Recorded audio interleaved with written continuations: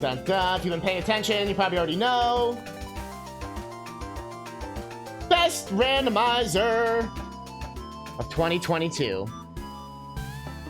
So that could mean many things. But I do have to give shout outs first to our honorable mentions. First one being the Pokemon randomizer. That gets a shout out. I watch so much Nuzlocke stuff and like, you know, like Ironmon and all that kind of stuff. So I have to give it a shout out, but I didn't really play a lot of it myself. So I can't really give it like the full placement. Cause it's like, I guess trying to, I don't know. Like I just felt like it's absolutely godlike. Play it 100%. But for some reason I didn't play a lot of it this year. So I'm including the ones I actually like played a lot of, you know what I mean? That makes sense. But with the randomizer list, I don't necessarily have it in regards to like best to worst. I feel like all the randomizers are like, they're all so different. Just like, cause each game is so different. Like I find it hard to quantify like if a Zelda randomizer is better than a Mario randomizer because they're just like different games. You know what I mean? With ROM hacks, I feel like it's a bit different because there's sort of like a quality threshold, much like a thing. But I guess I could still do it like that. But I think all of them are basically like the best of their respective genres, if that makes sense. Like, you know what I mean? Like 2D this or 3D this. So the randomizer list was the only one I guess I had a tough time with really like finalizing a final thing. The other honorable mention would be the Mega Man X3 randomizer. The reason why I didn't give it a placement is that it's still really buggy, unfortunately. It's actually really sick. Love the colors and the music and all that kind of stuff, and the trippy ass health and all that stuff you can do. But unfortunately, it's like easy to soft lock. No, I've soft locked it a few times. I know people who played it and soft locked it. Like, if they get that stuff figured out, I feel like it would make the list next year. You know what I mean? It's very, very good, especially if you like Mega Man X, because there is the X Rando, which also is really sick and also almost made the list. But anyways, that's the honorable mentions. But for the randos, I'm just gonna kind of just show the website or whatever, just to kind of give a little like, oh hey, check it out. So our first one, we're not Omega. We're doing the awards. You missed the hype train by a couple of seconds. You missed the train. You missed the damn train, CJ. All right, so number 10. Yeah, what's going on, Omega? Hope you're doing well. Want to pop in? Yeah. Yo, thanks for the well wishes. So number 10 on our list of best randos, Donkey Kong 64. Okay. What makes this rando so good? It essentially fixes everyone's issues they had with the original game. I put that in quotes because it depends whether you like it or not. So stuff it includes like loading zone. You can go anywhere you want in the game, start anywhere, door, whatever. Any entrance can be anything you want. You can start with any Kong, which is kind of interesting. Here, let me get some appropriate music. You can essentially do any combination. You can start with Lanky Kong, and all the other Kongs are hidden in different levels in any level at any point. You could have it be like one of those things where all the Kongs are unlocked from the beginning. Same with the moves. What's cool about the moves is that certain moves will be locked to certain shops at certain locations. So it's not like the original game where just like all the moves are just available once you unlock the world. You may have to visit like specific shops at specific locations, which I find at least adds a little bit more like nuance to the game. Because you can also just remove all the bonus barrels. You can also choose which mini games appear. So if you don't want Beaver Bother or stuff like that, you can get rid of them. Yo!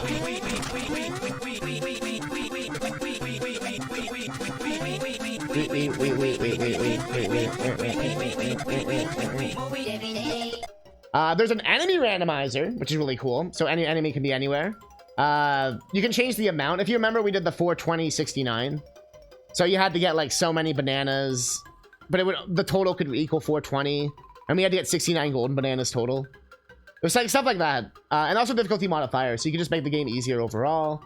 Works on flashcards and all sorts of stuff, like on real hardware. Honestly, just a fantastic randomizer. You can also do quick switching, so you can switch on the fly. You can also, of course, have different, you see in the top right. It's kind of almost like a Zelda game. Where you can give it like the Zelda D-pad type thing going on. But yeah, you can skip the whole ending. Much like all these type of things, you can you're not limited like you can be with other randomizers. But yeah, like look at this stuff. I shuffle everything, banana ports. You can make everything vanilla or not. Move randomizer. You can even just have everything unlocked. You can change the shop prices, shuffle bosses, locations, Kongs, dirt patches, berry cameras, levels, medal requirements, what it takes to be, you know what I mean? Like it's such a sick randomizer. Yes, that's basically what I was trying to say. So all the issues people usually have with the game, the quality of life, you check this part over here. You can shorten the boss fights. You can enable tag anywhere. So use the D-pad like Zelda to switch between the Kongs. You can skip different parts of the games. You can have fast warping where you can warp to like any point, including like just jumping back to the island at any point. You have like auto key turn-ins, so you don't have to go to the cage. You can disable all the mini games. You can have, like I said, choose how much shit you actually want to do in the game. Honestly, it's like, and you can make it like I want only one banana per world. Like I don't have to collect anything. You can do whatever the fuck you wanted. You can get rid of all the barrels. You can do Iron Donk where you can only have one life ever. Like stuff like, no, it's like, no, yeah. So like each Kong dies one by one. You know what I mean? I want to try this one day. We should try this during the summer of DK. The Iron Donk. And yeah. That's pretty much it for this. Here, I need to stop moving this around. Put this here. Sorry, I just, okay. My screen's not big enough. You're here now? We're going through the categories. We did best fan game. We're going through best randomizers right now. Number 9. There's not, like, for the randomizers, there's no specific real, I would say there's no specific kind of, like I said, order. Unlike the other categories where I would say there's sort of like a hierarchy, so to speak. But number... You already know. I already clicked it. The Banjo-Kazooie Randomizer. Where is my thing? Was surprisingly good. I was watching a video of the show Icon, so I wanted to see him before first. Yeah, I saw that before I went live that he was doing that. He always said he wanted to do that kind of stuff. And now he finally did. But yeah, so the randomizer, what does it do? Randomizes everything. Surprise, surprise. What makes it cool? Again, you can shuffle pretty much every single aspect of the game, any kind of warp, model, aesthetic, item requirement, etc., etc. You could change, like I said, it's like so detailed as I'm going through this list. I don't even necessarily have to say it. Enemies, models, sounds, all the usual kind of stuff. One thing I noticed is that if you did it in like Mod Loader 64, you could have some extra features as well, which kind of help the game as well. But what's cool is you can essentially change a lot of the insane requirements, as well as they added some new modes I've noticed, where you could make it like, you know, meme percent, like 42069, only hard grunty fight, like why would you do that? And stuff like that. And as well as I noticed they have a new, they actually are taking requests. I might ask them to skip grunty, because skip grunty, please. And yeah, again, much like DK64, it's kind of the same, it's a very similar game, so similar idea. Change any aspect, like any of the requirements, any of the parts you might not have liked about Banjo-Kazooie. You can essentially change that now. And yeah, let's keep going. Just because we're going to spend all day if I spend like 5 minutes per game. Oops, not the award text. That one. Yo, what's going on? All right, next up on our list of randomizers. No specific order.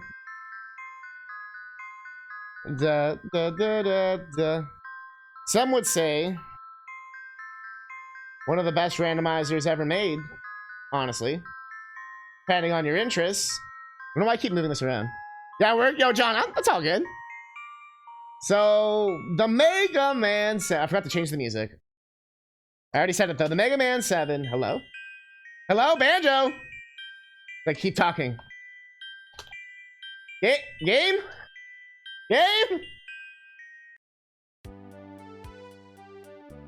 The Mega Man 7 randomizer. Created by the one and only Pierce Abe, legendary ROM hacker. Essentially, again, randomizes everything. One thing I liked about this one, I might as well point out some of the differences. Because again, all enemies, bosses, weaknesses, anything you can imagine can be done. But 100%, Pierce Abe has to make the list, right? If you don't already know their work, essentially it's like some of the highest quality ROM hacking you can get in the business. And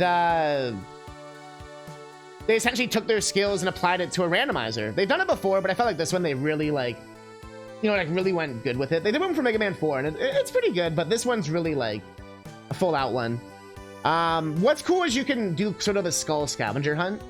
So you can change it so you actually have to look for things as opposed to just beating bosses, which is kind of cool. Like using Rush Search, going to Proto Man.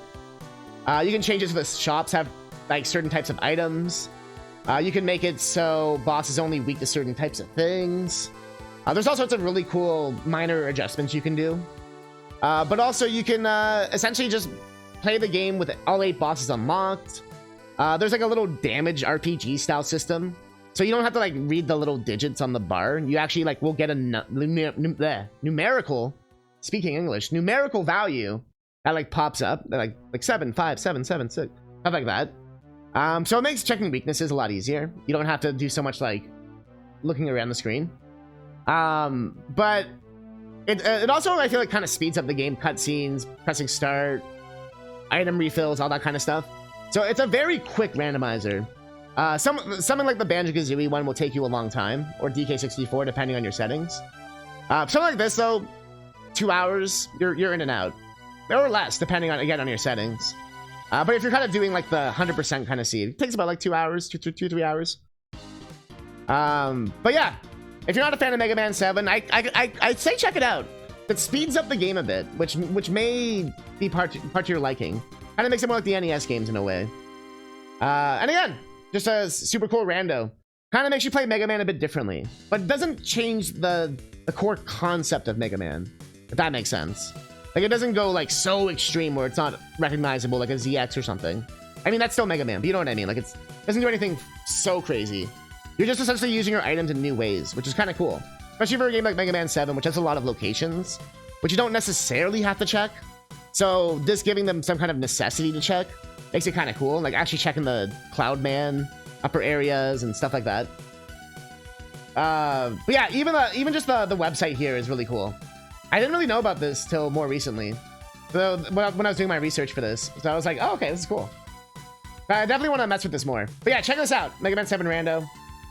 If I post this on YouTube, which I probably will, I mean 100% will. This is like, YouTube will love this. But yeah, this is I'll post like category links and stuff like that. Oops, wrong one. All right, number 7. Again, randos don't really have any kind of specific order, just more interesting facts.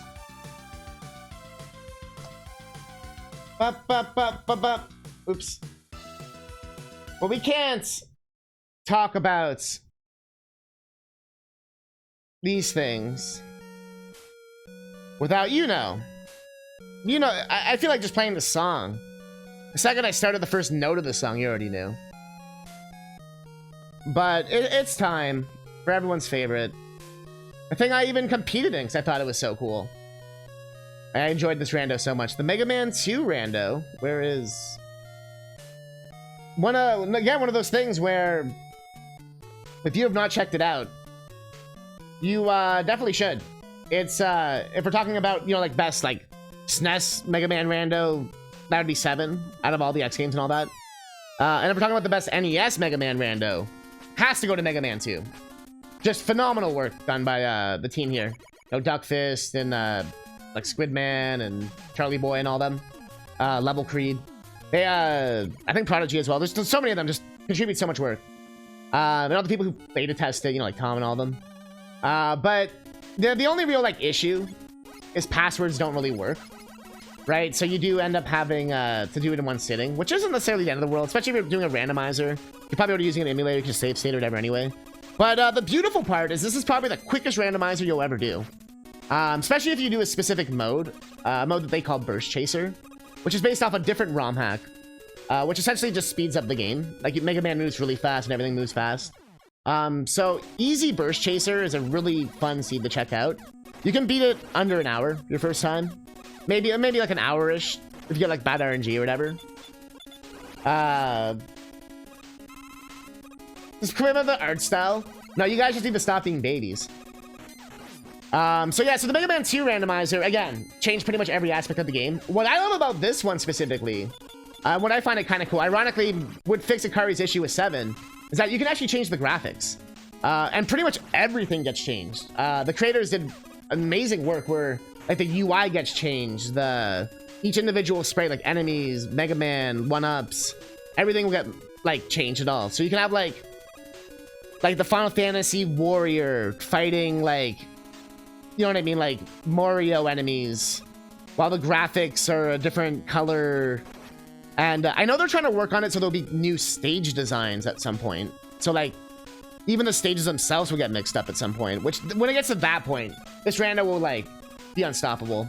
I already think it's extraordinarily polished, very good, even at its point right now. And it sounds like it still has a lot of like work they want to do on it. So yeah, here's the stage layout stuff. It only really affects Wily 4 right now, but the fact that it even affects it is kind of cool. Yeah, it would technically apply to Mega Man 2, ironically enough. But yeah, so faster text. There's a few modes that I think are kind of cool, like the hide stage name. So you can make it so you don't know which boss you're going to, which is kind of fun. Well, I mean, you can reset the game, but you know what I mean. Or like die, but I think it adds a bit more of a fun element to it. It's like, ooh, like, where am I going? The music is phenomenal. There is like hundreds, if not thousands of songs that it can cycle between, like, that it randomizes into the game. Incredible. The randomized text is pretty funny. It'll be like made by Bethesda and stuff like that. And yeah, all the player sprites, just there's a lot of customization, as well as, again, the typical like damage variables. You can make things really hard, really easy. Boss weaknesses can be anything, and they actually change the weapons. Sometimes they take from other ROM hacks as well. So you might see bosses from like really hard Kaizo hacks, like the Pico boss, and stuff like that. One thing I do like is that they add a little more weapon containers. So like the final Wily or like that wall boss, if you're stuck without the right weapon energy, they actually have refillable weapon energy when you die. So you're not just soft locked or having to like restart the whole game or something like that. So I do appreciate that, where they do really try to streamline the process, so it's not so you know, it's not so like haggling. But yeah, so overall, those are all the things to sum it up. You're like, oh, and your E-tanks get saved too, probably the best feature. But yeah, you can see there's so many different changes. Just that's like, this is just boss AI, everything like gets changed, so it makes it basically a brand new game. But yeah, once they get the stage layout stuff in, it'll be unstoppable. Much like the Mega Man 7 stuff I was saying and all that. It's like, well, Mega Man 7's already done, but you know what I mean. Anyways, let's keep going. What is next? What is next? What is next? Da-da-da. Da-da-da. One that we did.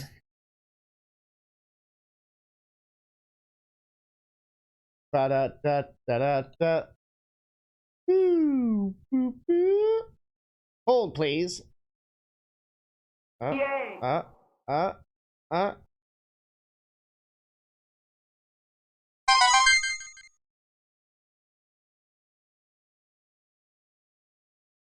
Mario 3 random does exist. Is that what you think the next one's gonna be? Well, our next entry is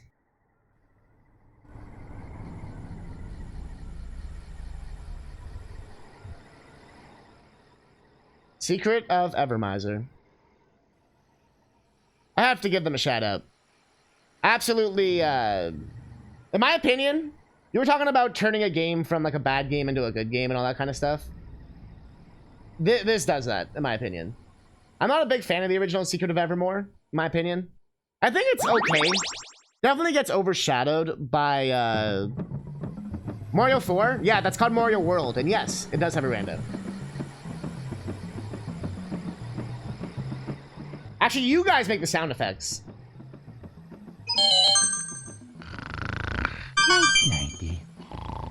But yeah, so Secret of Evermizer.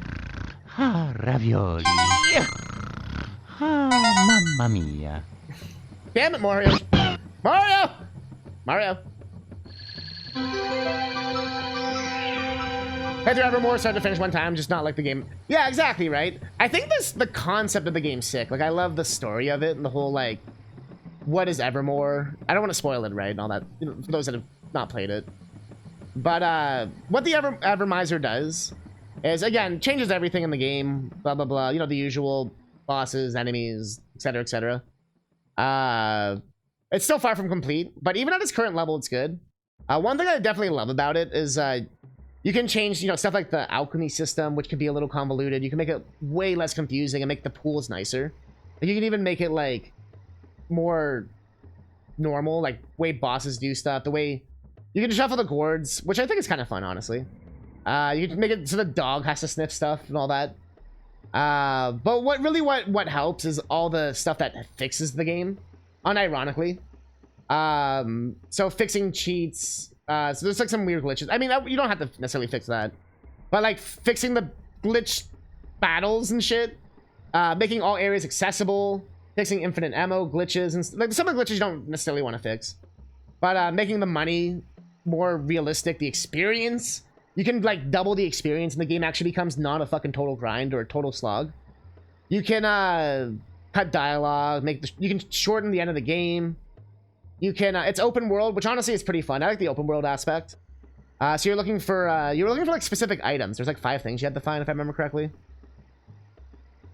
Yeah, so essentially you can just remove all the grinding with this. That's the one thing I'm saying, where it's like that's what makes it so good.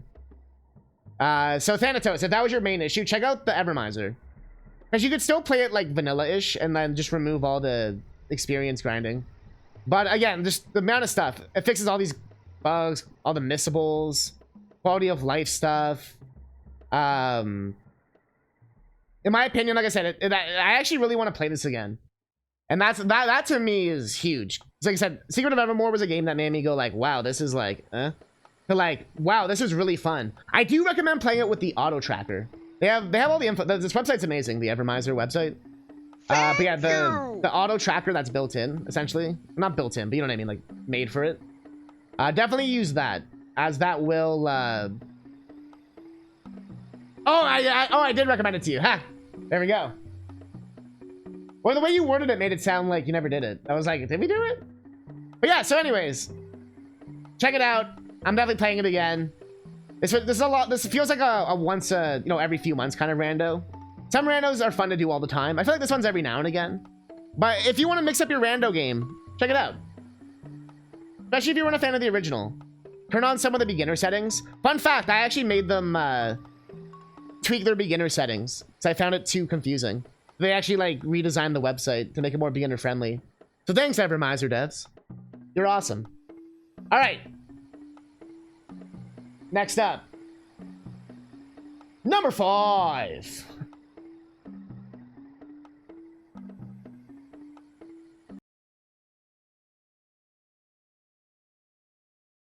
What do you think it's gonna be? What do you think it's gonna be? Chat, do you think it's gonna be P? Do you think it's gonna be P? Hope it's not P. Hope it's not P. All right. You know what it is. I have to give this a shout out. You know I do. That's all I have to do. Just that noise, you already know. Done. But the Secret of Mana Randomizer. I can't talk about the Evermore Randomizer, not the Mana Randomizer. Come on. That would be disrespectful. The first Mana Rando I did, or Secret of, or whatever you want to call it. But what makes this one so good is the open world aspect. Something that's been worked on for quite a while. Again, it's not technically complete, but honestly, it feels pretty complete. I haven't really had any kind of big issues or soft locks or anything like that. I think it's more just like extra features and stuff. Or maybe I'm wrong. Maybe there is huge glaring issues. But one thing that's the greatest thing ever.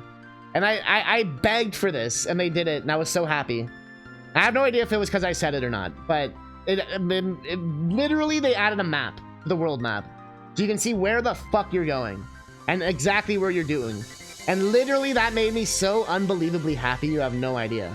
The hardest part of this game is not the bosses. You can just spam magic, doesn't matter. Flamey can be a dick if you're playing with hard settings or something.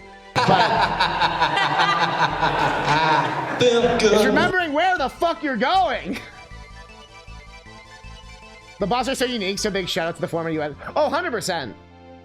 And the composer of Elder Scrolls worked on Evermore, which is pretty fascinating. Yeah, shout outs to Memblock in chat, who can literally play this game blind.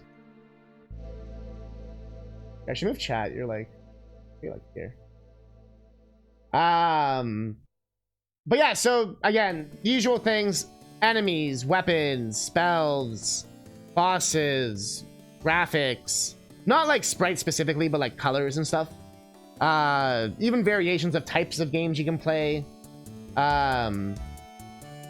There's a lot. This again is another one of those ones where if you had beef with the original Secret of Mana, this will 100% fix your issues. The biggest one for me was the autosave. The fact that it autosaves every single room. If you get one-shotted now, it makes it very similar to the remake, where you're not just instantly dead. Fuck this game. Hate my life. I just wasted 5 hours of my life. No, just literally you're fine.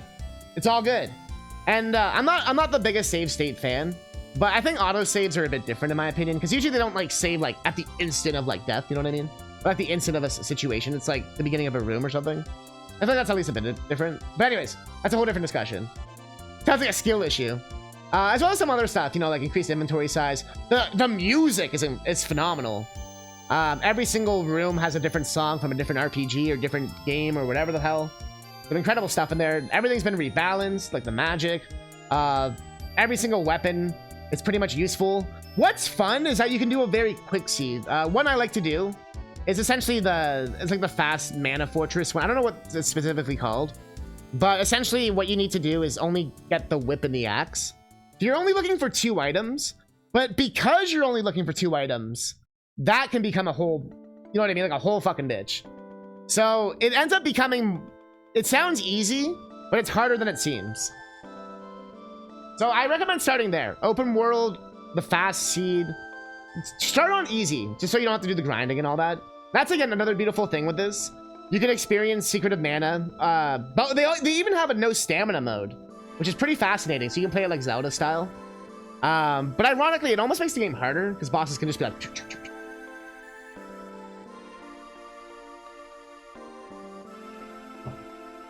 Oh no way! There was someone else dissatisfied with the turbo settings. I told just the default settings are a little extreme. I said if I tweaked it more, because I just want to do what the dev intended, man. But yeah, if you were dissatisfied with turbo, for anyone watching this, check out the Secret of Mana Randomizer. You can even set it kind of similar to turbo, but actually you can make it even, I think, more unique than turbo. Like I said, because you can switch where bosses are, types of enemies. You can even do oops all enemies, like oops all owls, oops all books, oops all little chibi robot, fucking the little robot guy. No, the little what Chobin fucking bow and arrow fucks. You can have whatever. You can have those guys the entire game, just sniping you everywhere. Yep. Oh yeah. Does the music change? Oh fuck yeah. It's like I said, every single RPG. It's like FF6, 3, 2, Mario. It's like everything. So definitely check it out. Yeah, exactly. I like the rotated in songs for sure. Enemies and boss with no stamina are still the same. Doesn't make them act faster. Oh, is it true? Oh, okay. But yeah. So if you haven't checked it out, check it out. Whew. This part's taking the longest because I have to do a bit of setup with it. I mean, I think I have to do with all of it. It's still going to take me till 6 p.m., isn't it? So it was either going to be video editing or doing it live, and I chose doing it live. But I wanted to just, like, stream, you know what I mean? Da da da da. Ba da da. Ba da da da da da da da da da da. We're going decently fast, though, I feel. This one? Yeah. I think it's this one. There's so many, like, so some of these randos have, like, multiple versions, you know what I mean? Alright, next up. Chat, what do you think it's gonna be?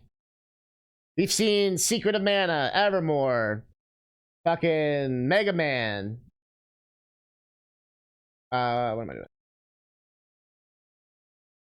Increase agility for enemies and bosses, make them do spells. Yeah, that stuff's pretty hard. The aggressive mode or whatever they call it. Yeah, that's in both Rando or Turbo. All right, next up. I've never played this on stream, but the Majora's Mask Randomizer. Final Fantasy IV Ultima. Is that a randomizer though? Da-da-da-da-da-da. So yeah, if you've ever played Majora's Mask, the Majora's Mask Rando works very well. Imagine that. A game built upon side quests and collecting things and looking in random spots. Works extremely well with the randomizer. There's one feature I think that makes this rando kind of unique compared to the OOT one. And that's the ability to climb any wall. You can actually climb any surface, like Breath of the Wild. And it actually makes the game kind of interesting. Because like it fucks with your logic of how you know the game. You'll be like, oh, I know Majora's Mask. And then you'll be like, wait, I need this, do that. I'm like, no, wait, I can just climb the wall. Oh my god. But I do love that aspect. I actually think it's a pretty cool mode that they have. That makes it like a new experience and kind of like, again, it kind of speeds up the game a little bit in some ways, but also like you still have to do the rando checks and do all the like typical stuff. What makes this fun? I think this one works very well in multiplayer if you're doing like a mod loader type thing, because you can essentially split the items. You can be like, oh, you check Woodfall, I'll check Snowhead, you know, stuff like that. It also makes you realize how things are locked away. And again, the classic randomizer thing where you use items in ways you didn't realize you could use them, and you're like, oh my god, I didn't realize I could use the fire arrows on the thing, and blah blah blah. One thing that's cool is it does do some like consistent stuff just to make it so it's not like impossible. Again, adds like extra wallets and like ways so that you don't have to like grind as much. You can even change the requirements. You can make like the bank not so insane. Yeah, exactly. You can randomize the prices, you know, much like OOT rando. You can do like all that good shit. You know what I mean? I say that because most people use that as a reference. You know what I mean? Update the shops, keys. You can even make it so there's like, you know, like a one key for the entire game. Almost like a Zelda 2 master key kind of thing. You can hookshot any surface, which is pretty cool. Climb most surface I was talking about. Free Scarecrow is a pretty common feature. Auto invert's pretty cool for those that like to have slow time. It does it for you automatically, so you don't have to play the song. There's like lenient stuff to make like the spikes easier. There's also new modes, so you can get it so you have to get the boss remains, or you have to get the Great Fairy rewards. You can also keep stuff within the dungeon, you know, all that kind of stuff. So you can make it so the stray fairies are scattered throughout the entire world. You know what I mean? If you want to be super crazy. So there's definitely ways you can make, like, you can also make it more sensible. You can just not include the stray fairies at all. You know what I mean? Just be like normal. You can also make it so the Garrows give you hints, which is, I think is kind of cool. So it actually gives use to the Garrow mask. So you have to use it to, you know what I mean, get hints or whatever, which I think is kind of, like, so there's all these things where you're using items in different ways. It's kind of what I find fascinating about this. You're climbing different surfaces, using masks that you don't normally use, like, different hints. Oh, there's so much custom music. It's so fucking cool, all the songs. But yeah, so you can make it so freestanding rupees can be different things. More empty bottles, like cosmetic options, like all that good stuff. So yeah, if you like Majora, check it out. Has lots of variety, because Majora's Mask already is so diverse with all the shit it has. This essentially adds more. And if you're sick of the same schedule, you know, the same people at the same times, this gives you some new way to experience Majora without having to, you know, go to the extreme. You can essentially make your own master quest, if that makes sense, which is really cool. All right, Majorando. My throat's getting tired from talking so much. I talk a lot on stream usually, but it's like non-stop talking. You know what I mean? Oh God, poor Catnip.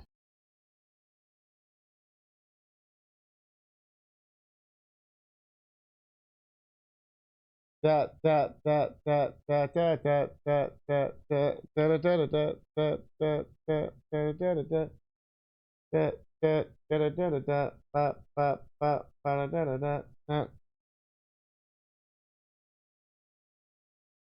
we can't mention one without the other. Number 4, not a surprise to anyone. OT Rando. One of the randos that kind of started it all in a way.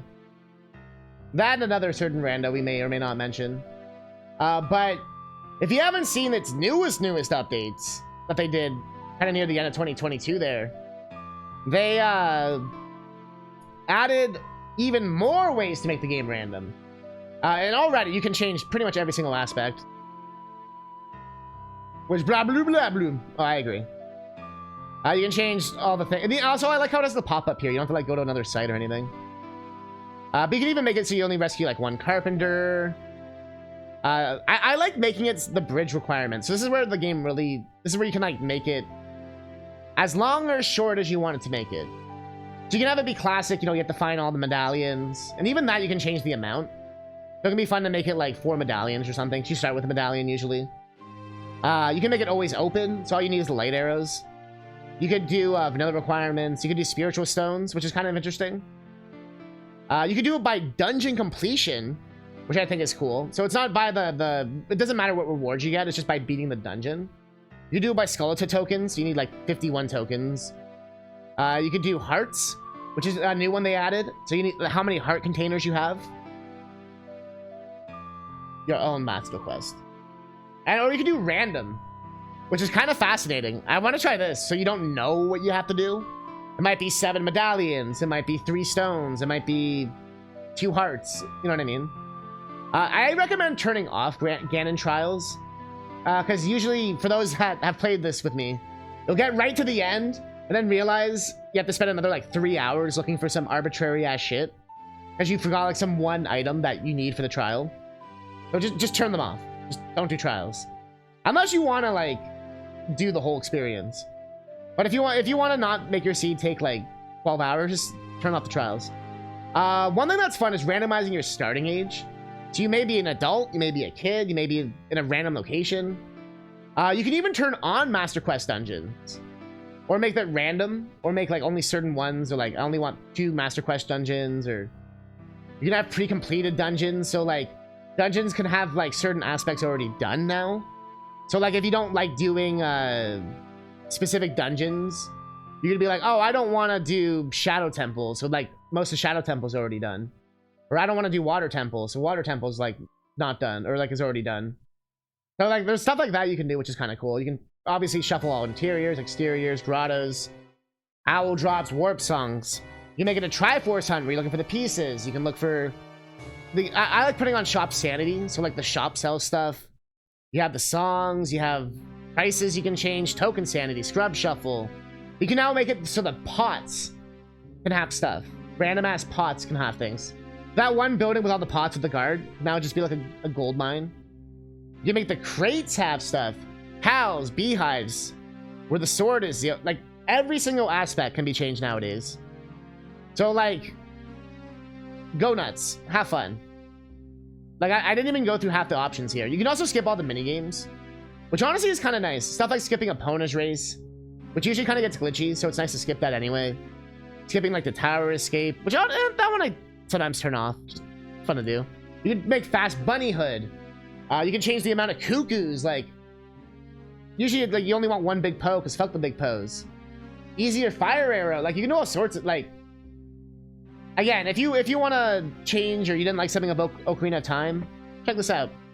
Or if you love Ocarina of Time, it works either way. But yeah, you've probably heard of its legend. It's a fairly famous one. Old as fuck. I think the only one that might be older than it, or as old, is our next entry. Which is...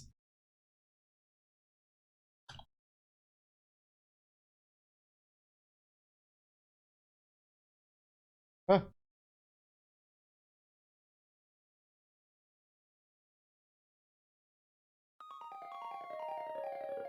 The very first randomizer I've ever played.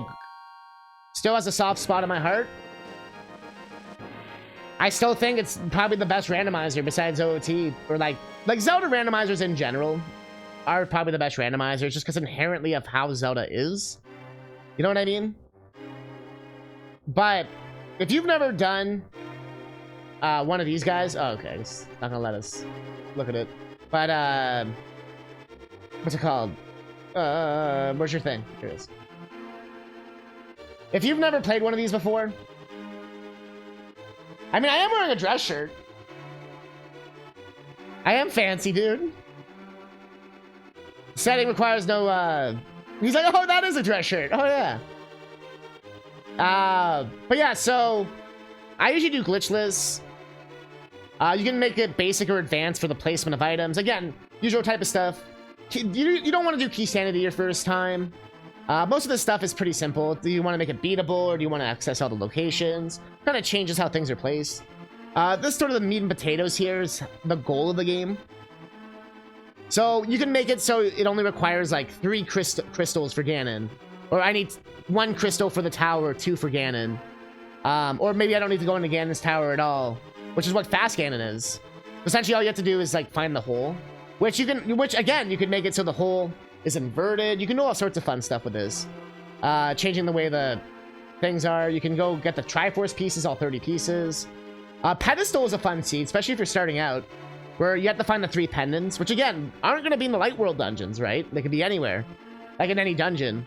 So you might have to do Turtle Rock to get it. But usually it's an easier seed because you only need 3 things. And of course you do the classic all dungeons, stuff like that. World state is a fascinating part of this randomizer, which is different from some of the other ones. And that is, again, you can do standard, which no one really has. I don't think anyone's ever done standard ever. But open is you start in any of the 3 locations and you can go anywhere. Inverted, I've tried, and this one breaks your brain a bit, where the light world is the dark world and the dark world's the light world in regards to the mirror. So you have to like find the warp location to go to the opposite end. But now the dark requirement is the light and vice versa. So you mirror from light to dark. You know what I mean? As opposed from dark to light. So stuff like that, like it changes like how you play the game and like what you look for, and like there's locations you thought you couldn't access that you can now, and that really changes up how you play the game. There's a retro mode which makes it like Zelda 1, like rupees cost arrows cost rupees. You know, like all the way the progression system works is very Zelda 1. The shops are more important, stuff like that. Entrance shuffle, honestly, I tried it once. I tried for like 20 hours and I had to give up. That shit is insane. Good luck. My favorite part though is the boss shuffler and enemy shuffler. And you can even do it so it's like you don't get double bosses and all sorts of stuff. But definitely play with the enemy shuffler, even if it's like on like light damage. Sword randomize is really fun. So you have to find the sword. You might have to use different items to damage stuff. There's also sword lists if you're totally brave. It even tells you like what difficulty, like how things work. So if you're playing on expert, you only get 25% on refills. You know, stuff like that. Enemy damage, health. And of course you can change. You can even add MSU1 support, which we tried out. So you can have like the Mario RPG music going, or like Pokemon, or Professor Layton, or whatever the fuck you want. So again, lots of cool features, lots of cool stuff. If you like randomizers, check it out. Yeah, yo, you got gifted during the sub train. So chat, what do you think is gonna be the final randomizer? We went through Mana, Mega Man, Banjo, DK, Zelda. Will it be Zelda again? Will it be something different? What do you think, chat? I vote your own hack. Are you voting for the best ROM hack? What was your hack? Are you voting for your own hack, bruh? We're actually finishing the randomizer section of our day. Then we're getting into like the meat and potatoes. Oh yeah. I was trying to remember. I'm like, I know you're like a really famous hacker. I just couldn't remember. But you'll be happy with where your hack is. Is what I'll say. You don't gotta worry. But our number 1 randomizer, or at least on this list, like I said, it's not really in any kind of specific order. for the randos. Yeah, Casual Tom was playing it more. I was watching him. But yes, the Paper Mario Randomizer. This one, I didn't know if I was gonna like it or not. Ended up being very enjoyable. Has, again, some funny little modes. You can make it so all the coins, individual standing coins, are different items. But again, you can change how the game works.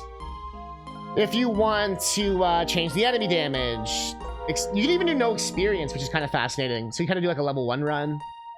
You can make like total hardcore mode.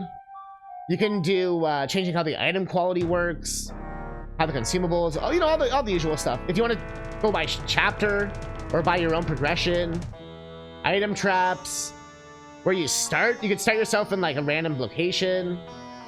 All the hidden, I usually do always visible hidden blocks.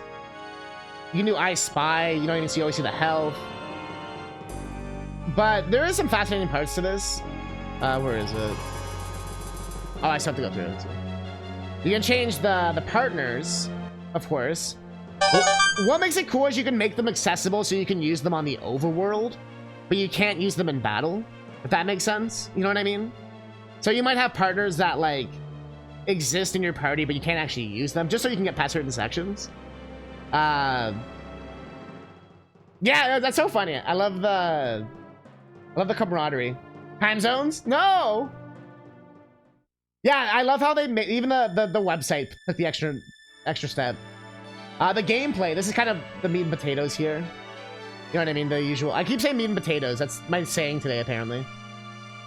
Cosmetics. You know what I mean? You can make him Waluigi or Mario Maker, random on every load. You can even make like optional tricks and stuff. But where is the thing I'm looking for? Oh yeah, one thing I recommend when I did it is definitely increase your starting stuff. Like throw yourself like something like that or whatever. I mean, you don't have to go that high, maybe like 15. But you know what I mean? Like, just so you're like not having to grind so much. You know what I mean? You already kind of have like a nice base level, so you can just like kind of like go and get to a boss or something right away. Where's the thing where I can choose the stars and stuff? Am I like just not looking at it? Am I like blind? Oh, here it is. This is the main part. Yo, thanks for the follow. This is the main part here that makes it probably the really fascinating part. Is you can change the amount of star spirits. So you only need like 3 star spirits to get to Bowser's place. Which, if you combine that with the right kind of scaling, don't do vanilla if you're doing that, unless you're crazy. But you can make it so it actually progressively scales with you. So we can have like chapter 4 difficulty. But even your first time, it's very beatable. It's very fun. If you like Paper Mario, definitely check this out. Since Paper Mario almost has, again, like a Zelda-ish kind of thing, works the same way like how Majora's Mask Row T1 works, where there's all these spots, there's all these places, all these things you've probably done, but maybe never truly done. Now you actually have to go to these new spots, or maybe go to that hidden location, or have that hidden item block that you never knew existed, and it makes you explore the game in a new way.